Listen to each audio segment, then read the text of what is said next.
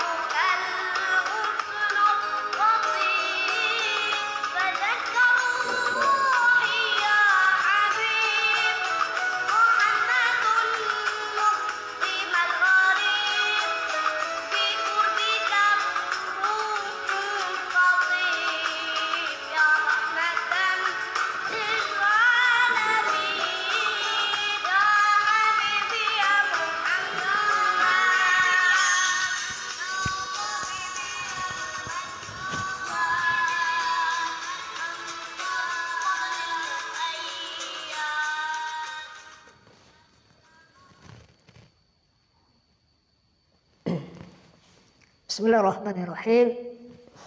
Assalamualaikum warahmatullahi wabarakatuh.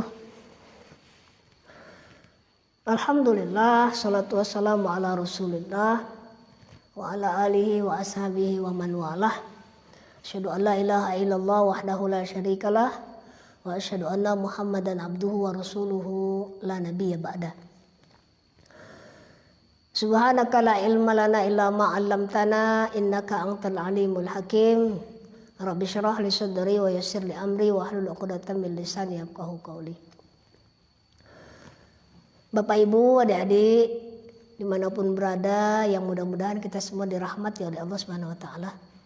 Alhamdulillah, kita bersyukur kepada Allah Subhanahu wa taala atas karunia sehat, kuat, sempat, dan kita bisa sampai lagi di bulan Ramadan di tahun ini, dan mudah-mudahan pahala ibadah kita diterima oleh Allah Subhanahu wa taala. Salawat dan salam kepada junjungan kita Nabi Muhammad sallallahu alaihi wasallam. Allahumma shalli ala sayyidina Muhammad wa ala ali sayyidina Muhammad. Mudah-mudahan kita bisa meneladani beliau dan kita nanti di akhirat mendapat syafaatnya. Amin ya rabbal alamin. Kemarin kita sudah sampai ke hadis yang ke-6. Sekarang hadis yang ke-7. Hadis yang ke-7 ini bercerita tentang agama Islam. Agama itu dikatakan nasihat. Nasihat itu lebih detailnya adalah kemurnian atau keikhlasan. Sehingga kalau betul-betul seakan-akan kalau madu itu tidak tercampur dengan lilin, tidak tercampur dengan yang lainnya, nah itu namanya madu murni. Nah begitulah kita, sehingga mencintai agama Islam ini, mencintai Allah itu tidak ada percampurannya. Kita niat puasa, nawaitu shoma ghadin adai fardhi syahri ramadhana hazi sanati lillahi ta'ala. Sama ketika sholat juga begitu, sholli fardhu subhi rakaataini mustaqbilal qiblati adaan lillahi ta'ala, semuanya karena Allah. Begitu juga semua ibadah kita khususkan untuk siapa? Untuk Allah Subhanahu wa taala. Bismillahirrahmanirrahim.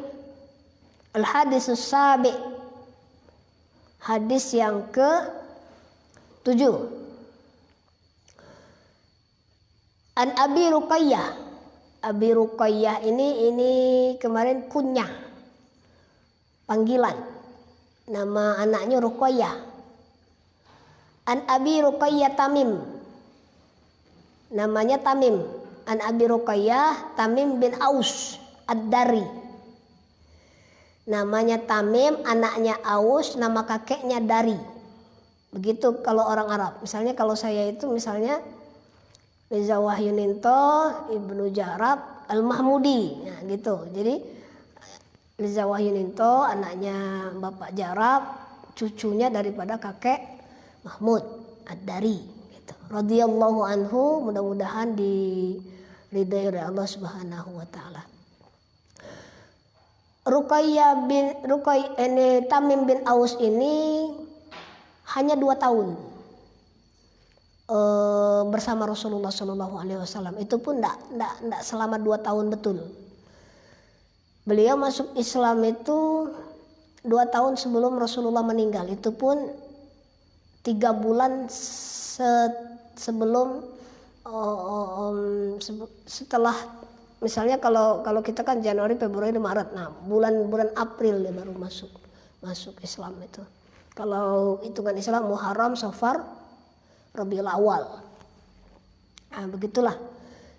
Namun beliau sudah memiliki atau meriwayatkan hadis. Ini dulunya orang Nasrani. Dia dulu orang Nasoro, orang Nasrani, kemudian memeluk agama Islam, dan dia betul-betul memeluk agama Islam. Dia termasuk cendekiawan juga, dan dia meriwayatkan hadis. Annan Nabiya sallallahu alaihi wasallam, sesungguhnya Nabi sallallahu alaihi wasallam qala, bersabda, ad-dinu nasiha, agama itu adalah nasihat. Kulna, kami berkata, kami bertanya, liman ya Rasulullah, untuk siapa ya Rasulullah? Qala, Rasul berkata, lillahi wali kitabihi wali rasulihi wali a'immatil muslimin wa ammatihim. Untuk siapa agama ini sebagai nasihat? Lillahi, untuk Allah. Wali kitabihi, untuk kitab-kitabnya Allah. Wali rasulihi, untuk rasul-rasulnya Allah. Wali a'immatil muslimin, untuk pemimpinnya orang-orang muslim. Wa ammatihim, dan orang awamnya, atau ya macam-macam kita inilah. Bapak Ibu adik-adik yang dirahmati oleh Allah Subhanahu wa taala, Ad-dinu nasiha, kata Rasulullah. Agama ini nasihat. Nasihat untuk siapa? Untuk Allah. Jangan dikira kalau nasihat untuk Allah berarti Allah yang dinasihati, bukan. Maksud nasihat tadi itu adalah kemurnian. Sehingga tidak ada Tuhan. Ini menasihatkan kepada kita bahwa tidak ada Tuhan selain Allah. Tidak ada percampuran. Ini kadang orang-orang mencampur-campur. Banyak sekarang itu kan ya karena kita ini nenek moyang kita kan animisme, terutama di Provinsi Bengkulu atau di Bengkulu Selatan, kita kan masih banyak orang-orang yang melakukan sajen, misalnya nyembelih kambing di kuburan. Ya katanya ini aja Ustadz, hanya perantara kami. Ya betul, tapi kan tidak ada sholat kita perantara, itu doa-doa kita ya juga. Kalaupun perantaranya adalah Rasulullah Shallallahu Alaihi Wasallam, maka jangan sampai seakan-akan perantaranya nenek moyang kita dulu perantaranya. Lillahi, untuk Allah, wali kitabihi, untuk kesucian atau kemurnian dari kitab-kitab Allah Subhanahu wa taala. Enggak boleh juga dicampur kitab Al-Qur'an itu. Dia bagaimana kita memurnikan Al-Qur'an? Ya kita senang terhadap Al-Qur'an. Ya memurnikan kecintaan kita kepada Allah saja di dalam hati kita, tidak ada yang lain. Misalnya gini, seorang pemuda jatuh cinta kepada seorang perempuan. Ditanya, apakah kamu betul-betul mencintainya itu karena kamu ikhlas, karena kamu cinta kepadanya, karena kamu itu sudah tidak ada keinginan yang lain, hanya tulus, bahasanya tulus. Apakah kamu tulus mencintai perempuan yang kamu cintai? Iya, saya tulus, katanya. Terus apa? Nyata kalau memang tulus, maka orang itu akan mencintai nenek, mencintai kakek, kan begitu. Datuk-datuk itu dicintai karena tulus. Tapi kan lagi-lagi apa? Seorang pemuda akan melihat kepada apanya? Cantiknya. Terus apa? Anak siapa? Kalau seorang pemudi atau perempuan jatuh cinta pada seorang laki-laki, lihat apanya? Gantengnya. Udah ganteng apa lagi? Kayang, enggak. Begitu. Tapi kalau mencintai Allah, udah tulus. Bukan karena apa-apa, tapi karena kita memang mencintai Allah Subhanahu wa taala. Wali kitabihi, begitu juga. Kita mencintai kitab-kitabnya Allah ini. Bagaimana mencintai kitab Allah? Ya dibaca, didengarkan. Rasul itu kalau berkumpul dengan para sahabat, terutama sahabat yang penulis wahyu itu, penulis Al-Quran, itu dipanggil. Kadang kalau ketemu, Iqra, bacalah. Terus mereka awalnya mengatakan, ya Rasulullah, bukankah ini disampaikan kepada engkau? Maksudnya nggak sopan lah saya membacakan Al-Quran, padahal Al-Quran itu disampaikan kepada Rasulullah SAW. Apa kata Rasul? Aku senang mendengar bacaan Al-Quran. Maka kalau ada anak kita pulang dari pesantren, nggak apa-apa, itu habis maghrib itu suruh, nak baca Al-Quran, bapak mau dengar. Mak baca Al-Quran, nak baca Al-Quran, mama mau dengar. Suruh baca Al-Quran itu. Jangan baca HP terus. Masa kalau buka WhatsApp sampai berjam-jam. Kalau buka Facebook itu sampai nggak ada waktunya lagi. Apalagi kalau main game Mobile Legend itu. Udah nggak tahu lagi. Subuh sampai. Habis main sahur baru tidur, nanti bangun 11:30. Masih puasa, kuat puasa, ya wajar, cuma setengah hari lagi. Kemana itu? Ya artinya anak-anak kita ya kita ajarkanlah.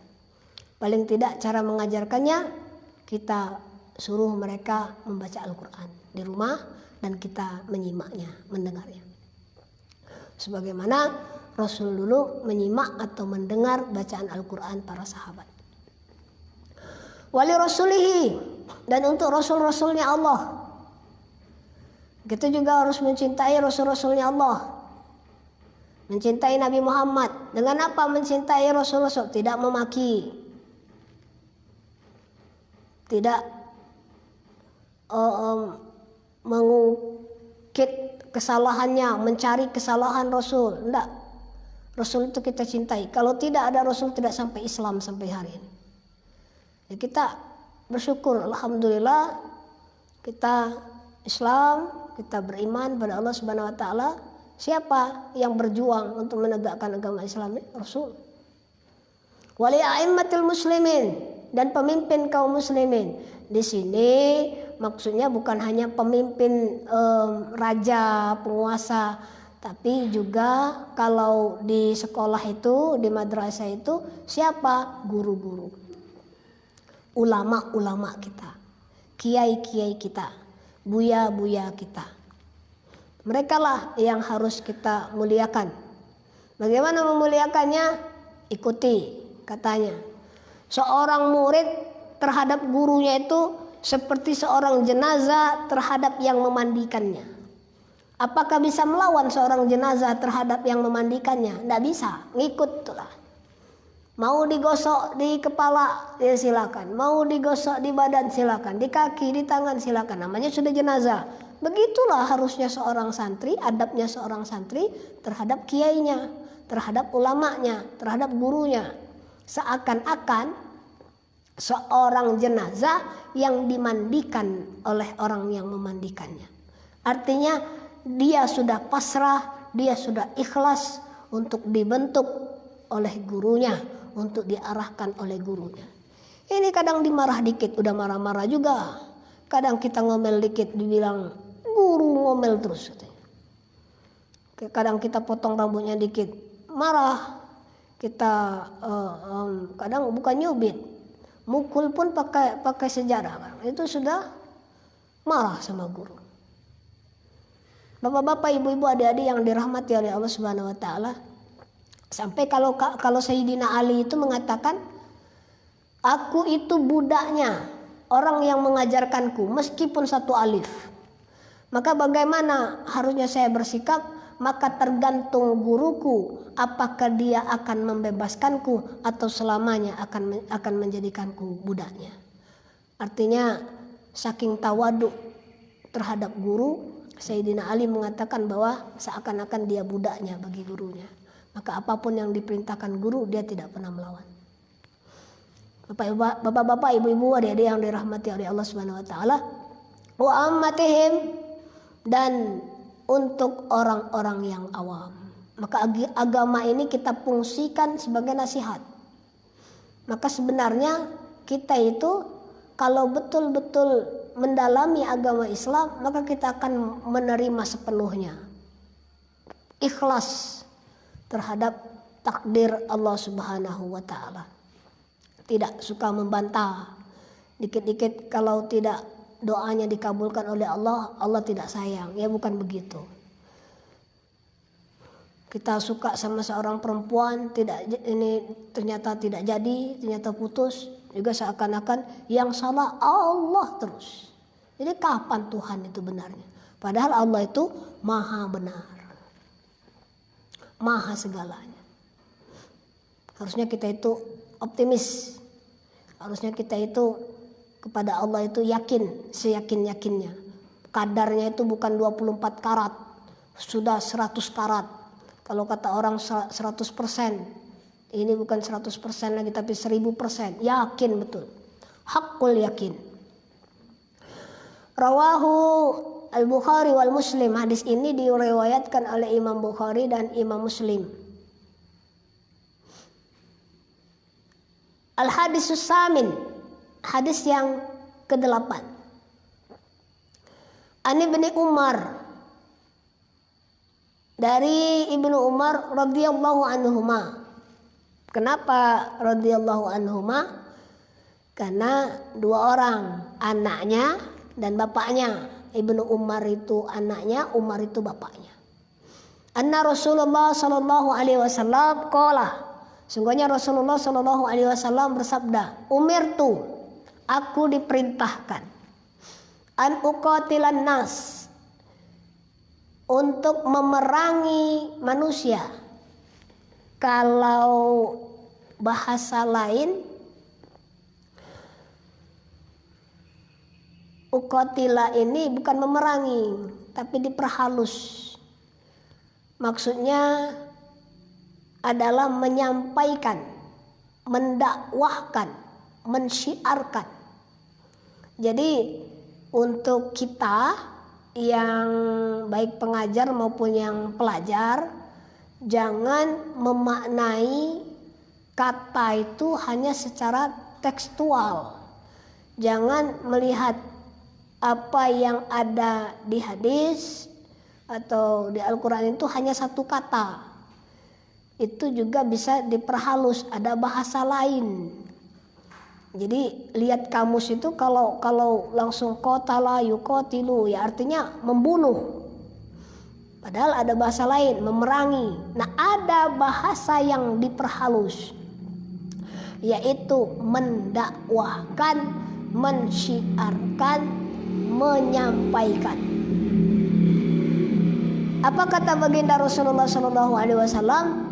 Umirtu, aku diperintah, an uqatilan nas, untuk mendakwahkan, mensyiarkan kepada manusia. Apa yang disyiarkan? Agama. Hatta yashhadu, sampai mereka bersaksi, alla ilaha illallah wa anna muhammadar rasulullah. Sampai mereka bersyahadat bahwa tidak ada Tuhan kecuali Allah, dan mereka mengakui bahwa Nabi Muhammad adalah utusan Allah. Wa yuqimus shalah, dan mendirikan salat. Wa yu'tuz zakah. Nah, ini yang saya sampaikan di hadis, kalau tidak salah hadis yang kedua ya, bahwa selalu bergandengan antara salat dan zakat. Mendirikan salat, menunaikan zakat. Ini hampir selalu bergandengan, baik di hadis maupun di Al-Quran.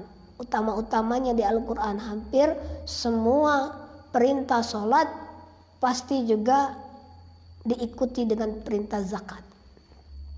Wa yuqimus shalah wa yu'tuz zakah, mendirikan salat dan menunaikan zakat. Fa idza fa'alu, apabila mereka sudah mengerjakan zalik, hal tersebut, asamu, maka terpeliharalah minni, dariku, dima'ahum, darah mereka, wa amwalahum, harta mereka, illa bihaqqil Islam, kecuali dengan haknya Islam, wa hisabuhum 'alallahi ta'ala, dan hisab mereka terhadap Allah Subhanahu wa ta'ala. Hadis ini juga berkenaan dengan ketika waktu itu Rasulullah SAW sudah meninggal.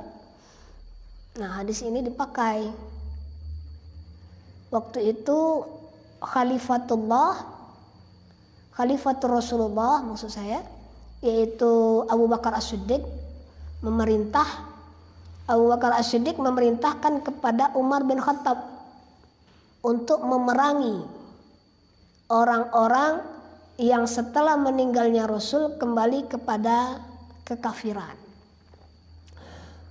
Ada juga orang yang masih Islam tapi tidak mau menunaikan zakat. Maka oleh Sayyidina Abu Bakar diperintahkan untuk memerangi mereka. Umar berkata, kata Umar, bagaimana aku bisa memerangi orang-orang yang bersyahadat kepada Allah Subhanahu wa ta'ala? Apa kata Abu Bakar? Karena mereka tidak menjalankan apa yang diperintahkan Rasulullah SAW. Maka zakat itu juga perintah daripada Rasulullah SAW. 3 kalau di sini, nah, orang itu terselamatkan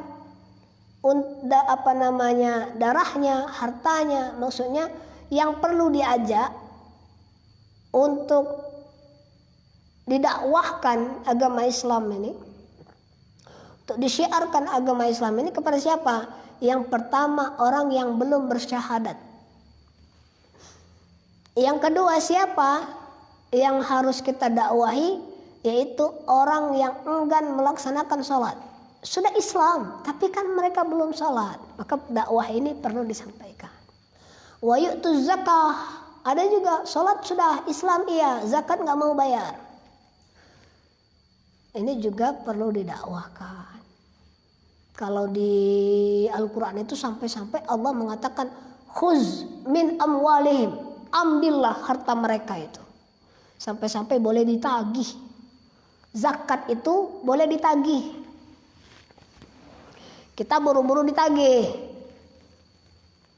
Diseru aja untuk bayar zakat, lambatnya. Padahal zakat itu boleh ditagih.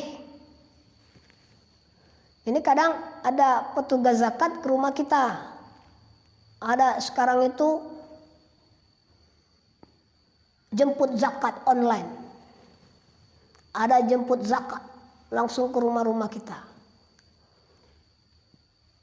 Boleh telepon aja itu pengurus zakat itu. Kalau kita tidak sempat. Misalnya kalau sekarang kan semuanya di rumah. Telepon aja pengurus zakatnya, panitia zakatnya. Atau masjid di mana kita harus berzakat. Telepon. Ustadz, Yuyun, saya mau bayar zakat. Tapi saya ini tidak sempat untuk ke pesantren. Atau tidak sempat untuk ke masjid. Bisa ambil di rumah. Ya kita sebagai pengelola zakat atau panitia zakat juga harus tanggap. Siapa nanti saya utus panitia. Begitu. Sampai kalau dulu zakat ini begitu diperhitungkan. Kalau sekarang itu orang rata-rata lah, kita aja lah. Jangan para sahabat. Kita aja. Kita itu setahun sekali bayar zakat cuma satu, zakat fitrah. Zakat yang lain gimana? Nggak mau ngitung. Padahal ada haknya juga. Sekarang itu ada zakat itu ada banyak, ada zakat profesi. Apa zakat profesi itu? Zakat pekerjaan. Misalnya kalau dokter penghasilannya berapa dalam sebulan? Misalnya sudah nyampe lebih dari 4 juta, 2,5% dari penghasilannya itu. Nah, saya bukan dokter Ustaz. Saya bukan dokter Pak. Saya ini pengusaha. Saya punya toko. Berapa pendapatannya sebulan bersihnya? Sekian. Oh, udah melebihi 4 juta. Kadang enaklah jadi pengusaha sekarang daripada jadi PNS. PNS juga gitu. Berapa penghasilannya? Oh, udah dihitung-hitung itu juga dari gajinya. Oh, ternyata dia punya sawit juga. Atau mungkin ininya aja, PNS-nya ya gajinya berapa? Sampai 5 juta sebulan. 2,5% ambilkan, bayarkan untuk zakat. Cuman 2,5% yang Allah inginkan. Tidak ada lain. Dan Allah tidak mengurangi, malah menambah daripada itu. Maka ini bulan baik, tahun baik kata orang tuh. Kita hitunglah zakat kita. Kalau punya emas dihitung. Sudah sampai nisab belum? Buka itu banyak di website Islam juga banyak cara menghitung zakat emas, cara menghitung zakat perak, hitungan zakat pertanian, hitungan zakat ternak. Ini musim panen, maka kalau musim panen dihitung, kita pakai irigasi atau pakai tada hujan, itu ada aturannya sendiri. Saya pernah ceramah di daerah Seluma. Waktu itu saya ceramah di masjid. Saya ceramah di masjid. Waktu itu setelah ceramah saya nggak sengaja lihat di belakang itu tuh, di belakang soft ini ibu-ibu itu ada banyak karung berisi semua. Saya tanya, Bapak ini apa? Katanya ini hasil pertanian Ustaz. Loh kok diletakin dapain itu memberikan zakatnya untuk masjid. Ada yang memberikan 1 karung, ada yang 2 karung, tergantung daripada penghasilannya waktu itu. Nah ini bagus kata saya. Ini kadang-kala ya Allah sawah sampai 2 hektar. Sekali panen sampai 20 karung, 40 karung. Tidak ada zakatnya. Jangankan zakat, infak juga tidak ada. Mana wujud syukur kita kepada Allah Subhanahu wa taala? Bapak-bapak, ibu-ibu yang dirahmati oleh Allah Subhanahu wa taala, semuanya itu ada hak orang lain di dalamnya. Maka hak orang lain ini, jadi harta kita itu ibarat ikan. Yang kita makan itu ya dagingnya saja, tulangnya nggak kita ikut makan. Karena kenapa? Tulang inilah ada hak yang lain. Ya seperti kita makan ikan, makan daging, makan ayam itu, nggak semua ayamnya kita makan, ada tulangnya. Nah tulang ini untuk siapa? Ada haknya tulang itu. Untuk kucing, untuk binatang yang lain mungkin.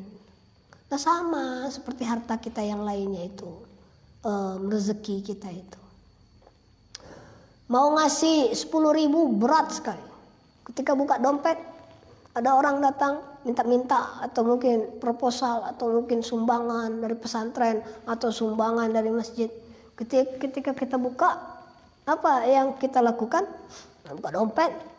Yang kita cari apa? Uang yang paling buruk, dikasih. Kadang juga nggak nyampe 10.000, 2.000, 1.000. Alangkah pelitnya manusia itu. Sampai-sampai disindir oleh Rasulullah SAW. Andai kata manusia itu, setiap manusia diberi 2 buah emas sebesar gunung Uhud, maka mereka akan meminta, ya Allah kami minta 1 lagi. Saking tidak pernah puas. Bapak ibu adik-adik santri yang dirahmati oleh Allah Subhanahu wa taala, hadis ini berkisah tentang orang-orang yang wajib kita dakwahi. Kalau di kitab ini dikatakan bahwa diperangi. Saya mungkin lebih suka untuk memaknainya secara halus, bukan diperangi, karena sekarang itu tidak ada lagi orang yang wajib diperangi, tapi kita syiarkan, kita dakwakan. Siapa mereka? Yang pertama, orang yang belum bersyahadat. Ya mudah-mudahan mereka mendapat hidayah. Yang kedua, siapa itu? Orang yang enggan sholat. Siapa yang enggan sholat? Ya saudara-saudara kita, anak-anak kita. Kita dakwahkanlah itu. Agama Islam kita dakwakan pentingnya sholat. Nak jangan tidak sholat. Muru auladakum bisolah. Perintahkan anakmu untuk sholat. Sampai usianya 10 tahun. Maka kalau sudah tidak sholat lagi, maka pukullah mereka. Bagaimana mukulnya? Pukul dengan rasa sayang. Jangan dipukul dengan dengan batu juga, pecah kepalanya. Kalau perlu bukan disuruh, tapi diajak sholat. Anak-anak itu digandeng. Saya pernah sholat di Masjid Jami. Masjid Jami waktu saya sholat, saya sudah duduk bersimpuh habis sholat tahiyatul masjid, menantikan azan Jumat, sembari menantikan beduk Jumat berbunyi untuk azan. Ada seorang bapak-bapak, anak satu kanan, anak satunya digandeng di tangan kiri. Ya Allah, tersentuh hati saya. Apakah nanti saya juga bisa begitu? Tersentuh hati saya. Karena sekarang ini zamannya beda. Kadangkala anak itu dinasihati aja kadang membantah. Ini luar biasa. Ya, kita kan pengennya keluarga kita itu seperti keluarga Nabi Ibrahim. Bapaknya alim, ibunya alim, anaknya alim. Jangan sampai seperti keluarga Abu Lahab. Keluarga Abu Lahab itu hampir semuanya ingkar. Tapi ada anaknya tidak ingkar. Itu masih sepupunya Rasulullah SAW. Bapak Ibu adik-adik yang dirahmati oleh Allah Subhanahu wa taala. 3 perkara ini adalah orang-orang fokus atau senternya atau pusatnya dakwah kita. Itu orang yang belum bersyahadat, orang yang enggan menegakkan sholat, dan orang yang lalai daripada membayar zakat. Muttafaqun alaih, ini juga diriwayatkan rawahul Bukhari wa Muslim. Hampir-hampir kalau hadis yang diriwayatkan Bukhari Muslim itu semuanya sahih. Dan ini Arba'in Nawawi ini 40 semuanya sahih semua. Ini juga diriwayatkan, kalau keterangan di sini diriwayatkan oleh Sahih Bukhari nomor hadis 25, diriwayatkan oleh Sahih Muslim nomor hadis 22, ada juga Sunan Ad-Daruqutni nomor 886, ada As-Sunan Al-Kubra lil Baihaqi, Imam Baihaqi, itu nomor hadisnya 367. Bapak Ibu, adik-adik dirahmati oleh Allah Subhanahu wa taala, ini yang bisa kita pelajari hari ini. Mudah-mudahan ada berkahnya, ada manfaatnya untuk kita semua. Mohon maaf ada kata yang keliru atau salah. Mari kita di bulan Ramadan ini memperbanyak ibadah. Mari sama-sama kita memompa semangat kita. Jangan sampai banyaklah tidurnya daripada ibadahnya. Masa iya habis sholat subuh ronde kedua tidur, bangun nanti jam 2.